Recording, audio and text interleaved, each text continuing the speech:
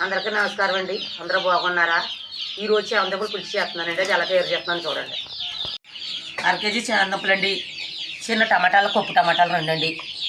అలా medium size ఉల్లిపాయలు 4 అండి. 4 పచ్చిమిరకాయలు అండి. అంత ఉప్పు, తగినంత కారం, కొంచెం పసుపు, చింతపండు ఇవేనండి వేసి ఇలా వేసుకున్నాడు. శుభ్రం కడుక్కోవాలండి. కడిగేసుకుంటూ ఉడకబెట్టుకుంటూ తక్కువలుసుకోవాలండి.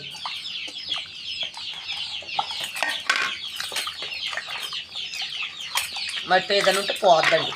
శుభ్రం నీట్గా కడిగేసుకుంటే.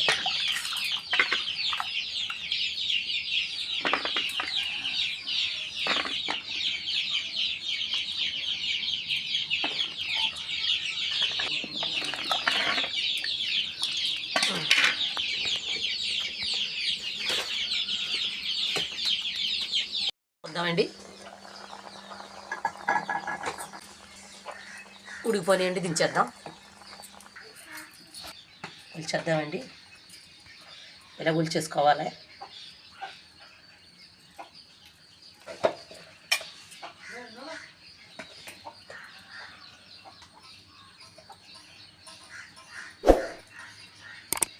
వేడుకునే కదండి కావాలి.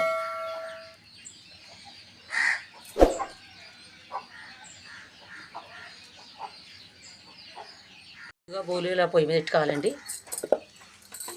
ఇలాగ తగినంత ఆయిల్ వేసుకోవాలి. ముందుగా పచ్చిమిర్చి వేస్తున్నానండి. ఆ తర్వాత ఉల్లిగడ్డ వేస్తున్నానండి.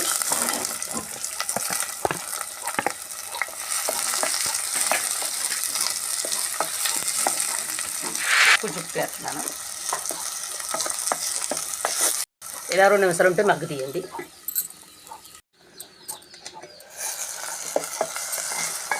ఉల్లిపాయలాగా మయమయ్యని వేసుకోవాలండి. టమాటా వేద్దాం.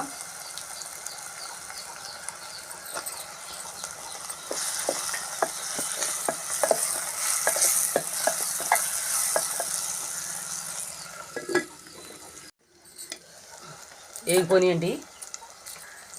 ఈసారి చామంతులు వేద్దాం.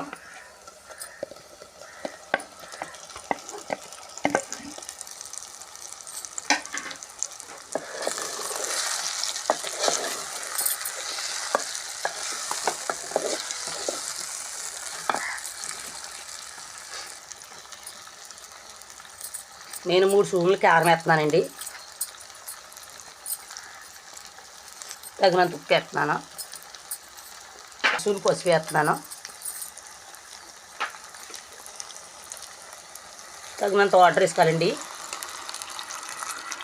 చింతపండు పులుసు వేస్తాం కదా.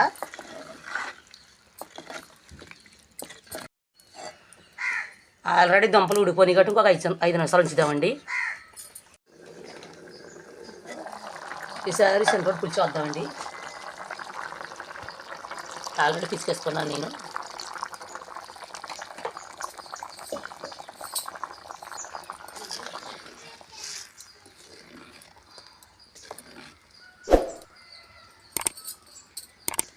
ఒక 2 నిమిషాల్లో దగ్గర పడద్దే మూతేద్దాం. చూద్దామండి.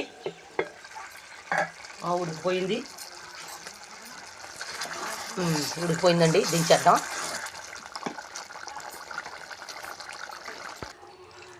ఈ చామంతుల పులుసులోనండి రొయ్యలు వేసుకుంటారు, గుడ్లు వేసుకుంటారు. ఇక శుక్రవారం కదా, నేను తిన్న కాబట్టి వేయలేదండి. చూసారా ఎలా ఉందో కూర. ఈ వీడియో కానీ మీకు నచ్చినట్టుంటే లైక్ చేయండి, అలా సపోర్ట్ చేయండి. గంట సభలు మాత్రం మర్చిపోకండి.